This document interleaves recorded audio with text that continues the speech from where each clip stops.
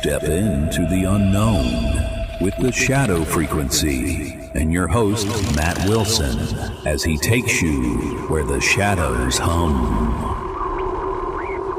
All right, listeners, let's dive into the shadows. I'm rummaging through the dusty archives of the shadow frequency and, here it is, episode 172's file, practically pulsing with eerie vibes. This one's labeled Aiwass Entity, and let me tell you, it's giving me chills just holding it. Tonight, we're peeling back the veil on Aleister Crowley's 1904 encounter with a non-human intelligence that dictated the Book of the Law. Was it an interdimensional being? A cosmic messenger? Buckle up, because this one's going to crawl into your skin. Matt, you ready to guide us into this otherworldly abyss? Oh, Juniper, I was born ready. Aiwass is no ordinary entity. This thing's got layers of mystery that make your average ghost story look like a bedtime tale. You sure you're not spooked already?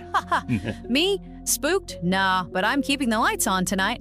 Take it away, Matt, and don't hold back on the creepy.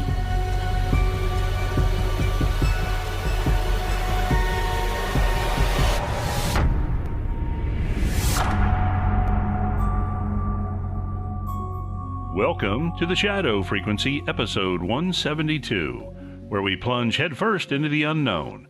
Tonight, we're unraveling one of the most unsettling chapters in occult history, Aleister Crowley's encounter with the entity known as Aiwass. Picture this, Cairo, 1904. The air is thick with the scent of incense, the flicker of candlelight casting shadows on the walls. Aleister Crowley, the infamous occultist, is deep in a ritual called the Cairo Working, alongside his wife, Rose. What happens next changes the course of his life, and maybe the fabric of reality itself. Over 3 days, April 8th to 10th, Crowley claimed a non-human intelligence named Aiwass spoke through Rose, dictating a text called the Book of the Law. This wasn't just a conversation, it was a transmission. Crowley described Aiwass as being of immense power, a voice from beyond our dimension. He wasn't human, not by a long shot. Some say Aiwass was a preternatural intelligence, a being from another plane of existence, slipping through the cracks of our reality to deliver a message that would birth Crowley's philosophy of Thelema. Now let's set the scene. Crowley's in a dimly lit room, scribbling furiously as Rose, in a trance-like state, channels this entity. The words of the Book of the Law are cryptic, poetic, and heavy with cosmic weight. Lines like, "Do what thou wilt shall be the whole of the law," emerge, hinting at a philosophy that challenges human understanding. But who, or what, was Aiwass? Crowley believed it was a distinct entity, not just a figment of his mind. He described Aiwass as a tall, shadowy figure, radiating an otherworldly presence, its voice resonating with authority no human could muster. Some accounts suggest Aiwass claimed to be a messenger of the gods, or perhaps something older, something that predates our concept of divinity. The text itself, it's dense, filled with apocalyptic imagery and cryptic prophecies. It speaks of a new aeon, a shift in the cosmic order, guided by forces beyond our comprehension. Crowley's followers believe Aiwass was an interdimensional being, a guide from a realm we can't see, reaching out to reshape humanity's path. The dictation happened over 3 hours each day, at noon, with no interruptions. Crowley said the voice was clear, precise, and utterly alien. He wasn't just hearing it, he felt it, like a vibration in his bones. What's chilling is how specific the details are. Crowley noted the exact time and place, the way the air seemed to hum with energy during the dictation. He wasn't a man easily shaken, yet this encounter left him rattled, convinced he'd tapped into something far beyond our world. Some occultists today believe Aiwass wasn't just a one-off visitor, but a recurring presence in Crowley's life, guiding his work, lurking in the shadows of his rituals. Was it a being from another dimension slipping through a crack in reality? Or something older, something that's been watching humanity for eons? Whatever Aiwass was, its message still echoes, drawing seekers and skeptics alike into its orbit. Juniper, this one's got my skin crawling. What do you make of Aiwass so far? Oh, Matt, I'm half expecting Aiwass to whisper through my headphones right now. Yeah. That kind of cosmic contact is straight up unnerving. Listeners, you feeling that chill? All right, Juniper, take us to the break.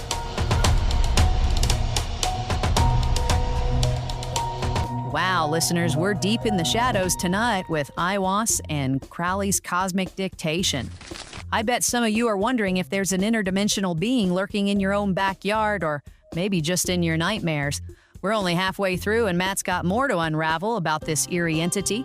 Stick around for the second half where we dig deeper into what Aiwass might really be. But first, let's pass it to Chris Beach to tell you where to find the Shadow Frequency. Cheers, Juniper. If the shadows have drawn you in, stay a while.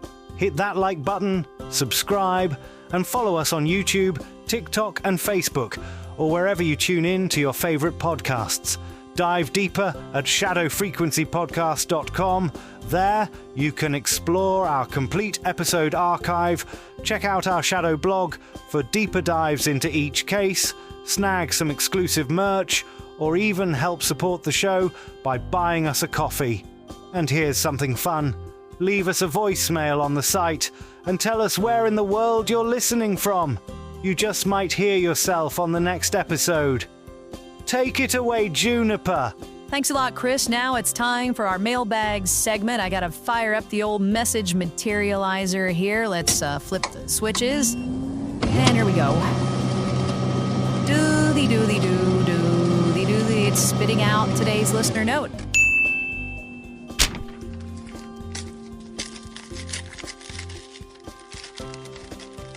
All right, folks, we've got a gem from Lois in Northwood, New Hampshire. She writes, "Hi, Matt and Juniper. I just wanted to send a quick note to say how much I love listening to the Shadow Frequency podcast. I live in a little town in New Hampshire, and every evening after dinner, I go out for a walk along the wooded back roads near my house. There's something about the quiet twilight, the rustling trees, and the distant hoot of an owl that makes your show the perfect companion. I've been working my way through the episodes, and let me tell you, nothing keeps me moving like a spine-chilling cryptid tale or a deep dive into UFO conspiracies. I especially love the episode on the Vatican's secret alien archives, if they do exist. I bet they're buried deep in a vault somewhere in the Alps. Thanks for making my evening walks feel like paranormal adventures of their own. Keep the shadows creeping and the stories coming. Warm wishes from the Granite State, Lois M." Oh, Lois, you're out there strolling with the owls in the shadows, living the shadow frequency life. I can just picture you dodging cryptids on those back roads. Keep those walks spooky, and thanks for the love.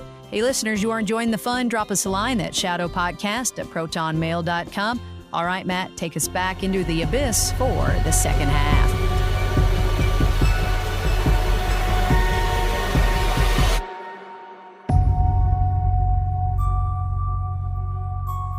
Welcome back to the Shadow Frequency, where we're still tangled in the eerie web of Aleister Crowley's Aiwass entity.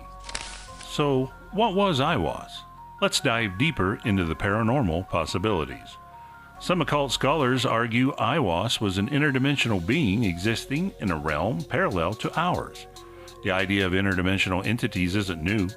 Think of the ancient myths of jinn, or spirits that cross into our world through rituals or thin places in reality. Crowley's Cairo working might have been just such a moment, a crack in the veil where Aiwass slipped through.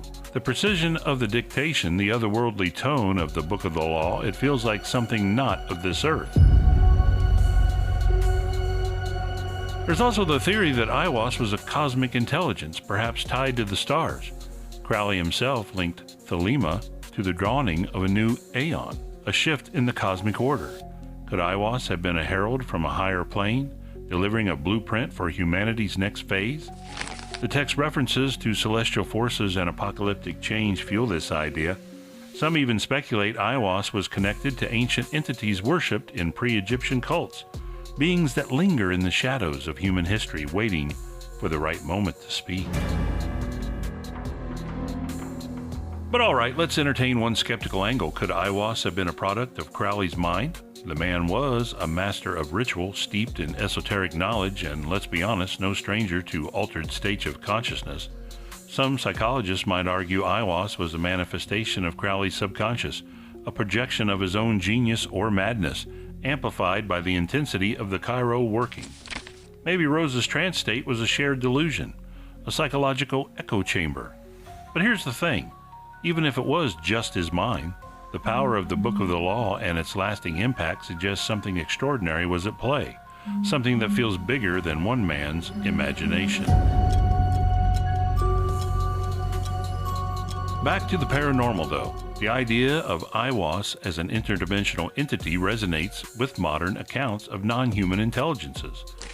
Think UFO encounters or channeled messages from supposed extraterrestrial sources. The consistency of Crowley's story, the vividness of his descriptions, and the undeniable influence of the Book of the Law make it hard to dismiss Aiwass as merely a fantasy. Was it a being from beyond, slipping through a cosmic doorway? Or something older, watching from the edges of reality? Whatever it was, Aiwass left a mark that still haunts the occult world today. Juniper, I'm still reeling from this one. Aiwass feels like it's still out there watching. What's your take? Matt, I'm half convinced Aiwass is lurking in my closet right now, dictating something creepy. This episode's got me looking over my shoulder. Right. Shall I wrap it up? All right, Juniper, let's wrap it up. And that's a wrap on episode 172 of The Shadow Frequency. We dove deep into the chilling mystery of Aleister Crowley's Aiwass, a non-human intelligence that might just be whispering from another dimension. Was it a cosmic messenger or something even stranger? Thanks for joining us in The Shadows, listeners. Keep those creepy vibes alive and send us your thoughts at shadowpodcast@protonmail.com. Matt, say goodnight. Good night, Shadow Seekers. Stay curious and stay spooky. Until next time, keep tuning in to The Shadow Frequency. Sleep tight, if you dare.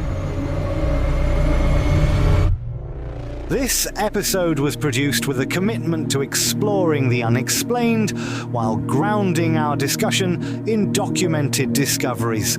All interpretations are speculative and intended for entertainment purposes.